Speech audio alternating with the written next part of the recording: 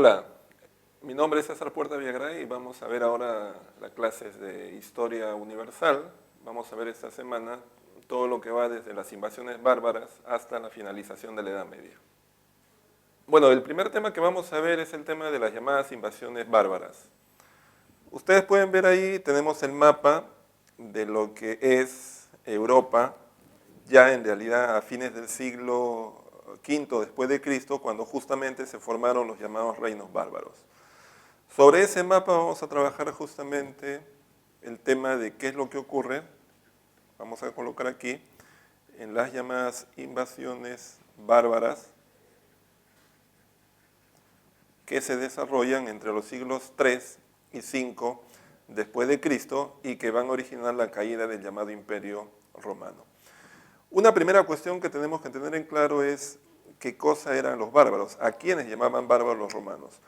Bueno, los romanos llamaban bárbaros a todos aquellos pueblos que vivían fuera de las fronteras del Imperio Romano y que se caracterizaban, entre otras cosas, por tener una lengua diferente, que no era el latín, y en segundo lugar, por tener un conjunto de costumbres, incluida la religión, que eran también diferentes. Eran pueblos que adoraban a otras divinidades que los romanos, por ejemplo, no conocían, divinidades, por ejemplo, como el dios Odín. Practicaban costumbres para administrar justicia, como las llamadas ordalías, que eran las llamadas pruebas, ¿no?, a las cuales eran sometidas aquellas personas que eran acusadas de algún tipo de delito. Eso colisionaba con la idea que tenían, por ejemplo, los romanos acerca de la justicia, que estaba vinculado por las leyes, es decir, principios y normas establecidos con anterioridad. Bueno, esos eran los pueblos bárbaros. Ahora, ¿qué es lo que ocurre? Lo que ocurre es que los bárbaros, que en realidad son una gran cantidad de pueblos, se encontraban en dos zonas de Europa, ¿no? Una era el norte de Europa, ahí se encontraban los llamados germanos, y otros, vamos a colocar aquí, ¿no?, a los llamados germanos, y otros eran los llamados pueblos eslavos. Los eslavos estaban en la parte oriental de Europa, los germanos estaban en la parte norte. Esos pueblos, desde el siglo III, habían estado en contacto con los romanos, muchas veces ingresaban pacíficamente al Imperio Romano, lo hacían básicamente para emplearse como agricultores, como soldados, incluso dentro de las legiones del Imperio Romano. Sin embargo, en el siglo V va a ocurrir un proceso que es la llegada de los hunos. Los hunos son un pueblo que viene desde Europa, ¿no?, los llamados pueblos hunos, y ese proceso va a generar una gran presión sobre todos los bárbaros europeos, que finalmente va a originar una migración violenta de forma masiva sobre todo el imperio durante el siglo V, que va a traer como consecuencia justamente la caída del Imperio Romano de Occidente. ¿Cuáles fueron las causas de ese proceso? En primer lugar, el tamaño del Imperio Romano. El Imperio Romano en el siglo IV había alcanzado pues una extensión que cubría prácticamente toda Europa, ¿no?, el norte, por ejemplo, del continente africano y buena parte de lo que era el cercano oriente. Administrar eficientemente un territorio tan amplio era una tarea pues que generaba grandes problemas logísticos. Una segunda causa es la corrupción del ejército romano. El ejército romano a fines del siglo IV ya no era pues la máquina militar que había de alguna manera sido la base sobre la cual Roma había generado sus conquistas en los siglos anteriores.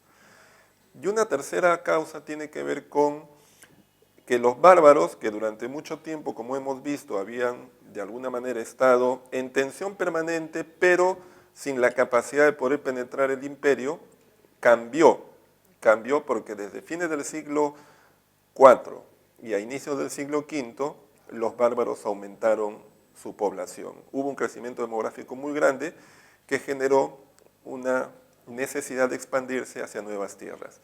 Y una cuarta causa tiene que ver con lo que hemos señalado, es decir, la expansión desde la zona oriental de los pueblos hunos sobre todo lo que es el Imperio Romano. ¿Cuáles fueron las causas de ese proceso? Las hemos visto. Ahora, ¿cuáles son las consecuencias? Las consecuencias son, en primer lugar, la caída del Imperio Romano. El año 476 después de Cristo, Roma, ubicamos aquí más o menos Roma, cae justamente en poder de los érulos dirigidos por Odoacro. Eso pone fin a la existencia política del Imperio Romano de Occidente. Una segunda consecuencia es que se va a generar un clima de mucha inestabilidad en toda Europa. Europa va a estar sacudida por una permanente, ¿no?, inestabilidad política a lo largo de varias décadas del siglo, en este caso del siglo V. Y una tercera consecuencia es la formación con el tiempo progresivamente, desde la segunda mitad del siglo V y especialmente inicios del siglo VI, de lo que se va a conocer como los reinos bárbaros.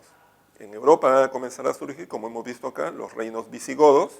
Ahí tenemos el reino visigodo, el reino de los anglos y sajones, el reino de los francos, ¿no?, el reino de los lombardos, ¿no?, y así podríamos ir numerando uno a uno los reinos que van a surgir y van a ser la base sobre la cual se va a desarrollar posteriormente la Edad Media europea.